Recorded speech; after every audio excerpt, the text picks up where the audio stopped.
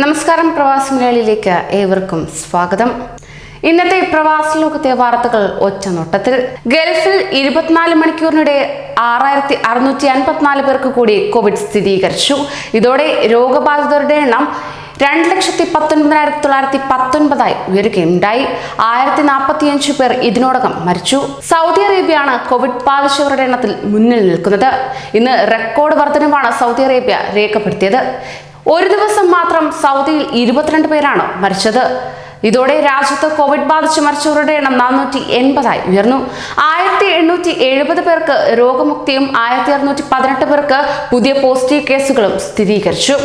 ആരോഗ്യ മന്ത്രാലയത്തിന്റെ കണക്കുകൾ പ്രകാരം ഇന്ന് 22 പേരാണ് രാജ്യത്ത് കോവിഡിനെ തുടർന്ന് മരിച്ചത്.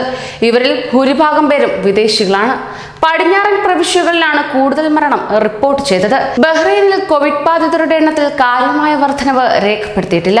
1618 കേസുകളാണ് ഇന്ന് പുതുതായി റിപ്പോർട്ട് ചെയ്തത്. ഇതോടെ രാജ്യത്തെ കോവിഡ് രോഗികളുടെ എണ്ണം 83,384 ഉയർന്നു. രോഗമുക്തി നേടുന്നവരുടെ എണ്ണവും വർദ്ധിച്ചിട്ടുണ്ട്. ഇന്ന് 1870 പേർക്കാണ് രോഗം ഭേദമായത്. ഇതോടെ രോഗം ഭേദമായവരുടെ എണ്ണം 58,883 ഉയർന്നു. നിലവിൽ 24,021 പേർ മാത്രമാണ് ചികിത്സയിൽ കഴിയുന്നത്. കഴിഞ്ഞ ദിവസം 6 മലയാളികൾ രാജ്യത്ത് മരണപ്പെട്ടിരുന്നു. എന്നാൽ ഇന്ന് ഒരു മരണവും ഇതുവരെ റിപ്പോർട്ട് ചെയ്യപ്പെട്ടില്ല. ബഹ്റൈനിൽ പുതുതായി 495 പേർക്ക് കൂടി കോവിഡ് സ്ഥിരീകരിച്ചതായി ആരോഗ്യ മന്ത്രാലയം അറിയിച്ചു. ഇവരിൽ 341 പേർ പ്രവാസികളാണ്. 154 പേർക്ക് സമ്പർക്കത്തിലൂടെയാണ് രോഗബാധയുണ്ടായത്. 847 പേർക്ക് ഇന്ന് രോഗവിമുക്തി ലഭിച്ചു.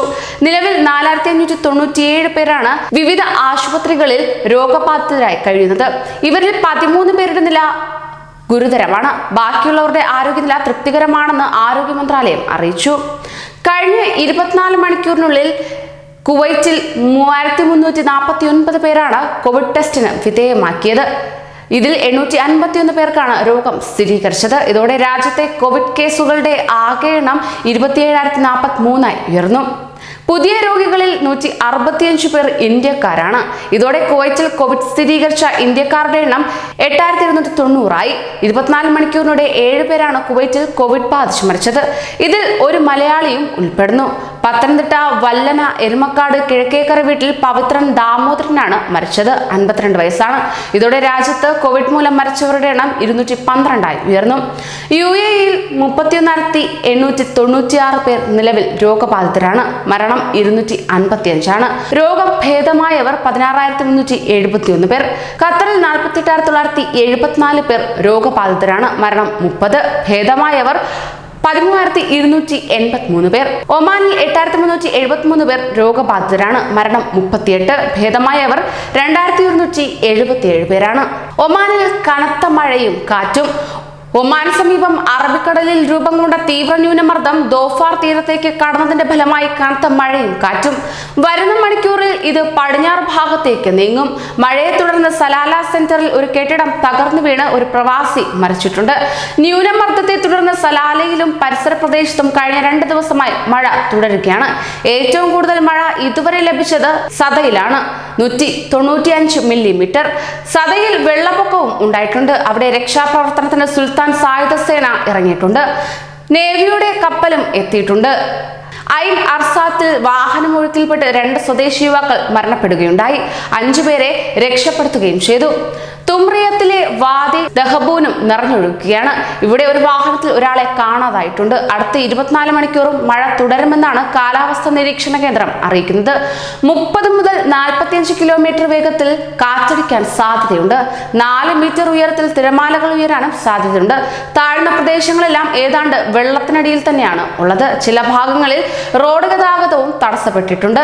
താഴ്ന്ന പ്രദേശങ്ങളിലുള്ളവർ ജാഗ്രത പാലിക്കണമെന്നും വാദികൾ മുറിച്ചു കടക്കരുതെന്നും കടലിൽ പോകരുതെന്നും അതോറിറ്റി അറിയിക്കുകയുണ്ടായി. ഒമാനിൽ കോവിഡ് ബാധിച്ച് ഒരു മലയാളി കൂടി മരിച്ചു. കൊല്ലം അഞ്ചൽ സ്വദേശി വിജയനാഥാണ് മരിച്ചത്. 68 വയസ്സാണ്. മസ്കറ്റിലുള്ള മകനെ സന്ദർശിക്കാനെത്തിയ ഇദ്ദേഹത്തിന് രോഗം ബാധിക്കുകയായിരുന്നു. ഗുരുതരമായി തുടർന്ന് റോയൽ ആശുപത്രിയിൽ പ്രവേശിപ്പിക്കുകയുണ്ടായി. ഇന്ന് ഉച്ചയോടെ മരണം സംഭവിക്കുകയായിരുന്നു. ഒമാനിൽ കോവിഡ് ബാധിച്ച് മരിക്കുന്ന 3ാമത്തെ മലയാളിയാണ് വിജയനാഥ്. ചങ്ങനാശ്ശേരി സ്വദേശി ഡോക്ടർ രാജേന്ദ്രൻ നായർ, എറണാകുളം സ്വദേശി വിപിൻ സേവ്യർ എന്നിവരാണ് മരണപ്പെട്ട മറ്റ് 2 മലയാളികൾ. ഗൾഫിൽ കോവിഡ് ബാധിച്ച് മരിച്ച മലയാളികളുടെ എണ്ണം 150 കടന്നു. UAE-യിലും സൗദിയിലുമാണ് കൂടുതൽ മലയാളികളുടെ മരണം റിപ്പോർട്ട് ചെയ്തത്. മലയാളികളുടെ മരണസംഖ്യ ഉയർന്നത് പ്രവാസ ലോകത്തും കുടുംബങ്ങളിലും ആശങ്ക ഉയർത്തുകയാണ്.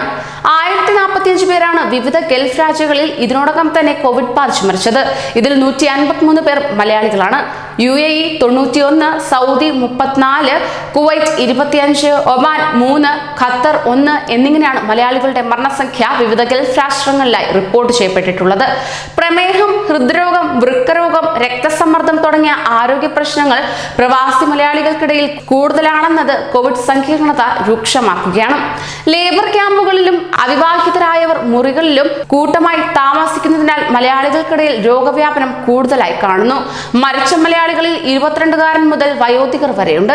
ഇവരിൽ പലരുടെയും മരണത്തോടെ കുടുംബങ്ങളുടെ ഏക വരുമാനമായ സ്രോതസ്സാണ് ഇല്ലാതായത്. ഡോക്ടർ ഉൾപ്പെടെ 3 മലയാളി ആരോഗ്യ പ്രവർത്തകരും ഗൾഫിൽ കോവിഡ് പോരാട്ടത്തിൽ ജീവൻ നഷ്ടമായവരിൽ ഉൾപ്പെടുന്നു. മരിച്ചവരുടെ ആശ്രിതർക്ക് സർക്കാരുകൾ ആശ്വാസമേകണമെന്ന ആവശ്യം പ്രവാസ ലോകത്ത് ശക്തമാവുകയാണ്. കോവിഡ് വ്യാപനത്തിന്റെ പശ്ചാത്തലത്തിൽ ദുബായിൽ പ്രഖ്യാപിച്ച നിയന്ത്രണങ്ങളിൽ കൂടുതൽ ഇളവുകൾ രേഖപ്പെടുത്തി. വ്യായാമത്തിന് പുലർച്ചെ പുറത്തിറങ്ങാൻ ദുബായിൽ അനുവാദം നൽകിയിരിക്കുകയാണ്. 5 പേരിൽ കൂടുതൽ കൂട്ടം ചേരരുത്. ഇതുവരെ രാവിലെ 6 മണിക്ക് ശേഷം പുറത്തിറങ്ങാനായിരുന്നു അനുവാദം ഉണ്ടായിരുന്നത്. രാത്രി 11 മണി മുതൽ രാവിലെ 6 മണി വരെയാണ് ദുബായിൽ അണുനശീകരണ യജ്ഞം നടപ്പിലാക്കി വരുന്നത്. വാണിജ്യ വ്യാപാര സ്ഥാപനങ്ങൾക്ക് രാവിലെ 6 മണി മുതൽ രാത്രി 11 വരെ പ്രവർത്തിക്കാം. ദുബായിലെ സർക്കാർ ഓഫീസുകളിൽ 50% വരെ ജീവനക്കാർക്ക് ജോലിക്കെത്താനാകും. അടുത്ത മാസം 14 മുതൽ എല്ലാ ജീവനക്കാരെയും ഓഫീസിലെത്താൻ അനുവദിക്കുകയും ചെയ്യും. നിയന്ത്രണങ്ങളോട് കൂടി ദുബായിൽ പള്ളികൾ തുറക്കാനും ആലോചനയുണ്ട്. എന്നാൽ എന്നാണ് ആരാധനാലയങ്ങൾ തുറക്കുന്നതെന്ന് സംബന്ധിച്ച് ഇതുവരെ വ്യക്തത വന്നിട്ടില്ല. പള്ളികളിൽ പാലിക്കേണ്ട ചട്ടങ്ങളെക്കുറിച്ച് വിശദമായ കുറിപ്പ് Islamic affairs and charitable activities department പ്രസിദ്ധീകരിക്കുകയും ചെയ്തു. പ്രവാസികളുടെ മടക്കയാത്രയിൽ ശനിയാഴ്ച UAE-യിൽ നിന്ന് 1200ഓളം പേർ മടങ്ങിയെത്തി. ഡൽഹി, കൊച്ചി, ലക്നൗ, കണ്ണൂർ, കോഴിക്കോട്, തിരുവനന്തപുരം, ഹൈദരാബാദ് എന്നിവിടങ്ങളിലേക്കാണ് 7 വിമാനങ്ങളിലായി പ്രവാസികൾ മടങ്ങിയെത്തിയത്. കുവൈറ്റ്, ദോഹ, മസ്കറ്റ്, ബഹ്റൈൻ എന്നിവിടങ്ങളിൽ നിന്ന് വിമാനങ്ങളും ഉണ്ടായിരുന്നു.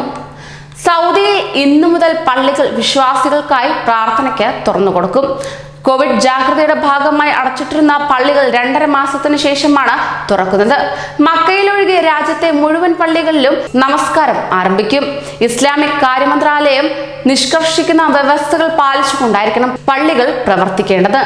മക്കയിൽ അടുത്ത മാസം 21 മുതലാണ് പള്ളികൾ തുറക്കുക. എന്നാൽ മക്കയിലെ ഹറം പള്ളിയിൽ പൊതുജനങ്ങൾക്കുള്ള വിലക്ക് തുടരും. അതേസമയം മദീനയിലെ മസ്ജിദ് നബവിയിൽ നാളെ മുതൽ തന്നെ നിയന്ത്രണങ്ങളോടെ വിശ്വാസികൾക്ക് പ്രവേശിക്കാം. കോവിഡ് ജാഗ്രതയുടെ ഭാഗമായി അടച്ചിട്ടിരുന്ന രാജ്യത്തെ മുഴുവൻ പള്ളികളും നാളെ മുതൽ തുറക്കും. കോവിഡ് വ്യാപനം തടയുന്നതിനുള്ള ആരോഗ്യ മുൻകരുതൽ നിർദ്ദേശങ്ങൾ ലംഘിച്ചാൽ കടുത്ത ശിക്ഷ. മുഖാവരണം ധരിച്ചില്ലെങ്കിൽ പിഴ 1000 റിയാൽ. ആരോഗ്യ വകുപ്പിന്റെ നിർദ്ദേശപ്രകാരമുള്ള മുൻകരുതൽ നടപടികൾ സ്വീകരിക്കാത്ത സ്ഥാപനങ്ങൾക്ക് 10,000 റിയാലും പിഴ ഈടാക്കും. അതേസമയം പരിമിതമായ എണ്ണം ആളുകൾ പങ്കെടുക്കുന്ന ഒത്തുചേരലുകൾക്ക് അനുമതി നൽകിയതായും സൗദി ആഭ്യന്തര മന്ത്രാലയം അറിയിച്ചു. ഒമാനിലെ കൂടുതൽ തസ്തികകളിൽ സ്വദേശിവൽക്കരണം നടപ്പിലാക്കുന്നു.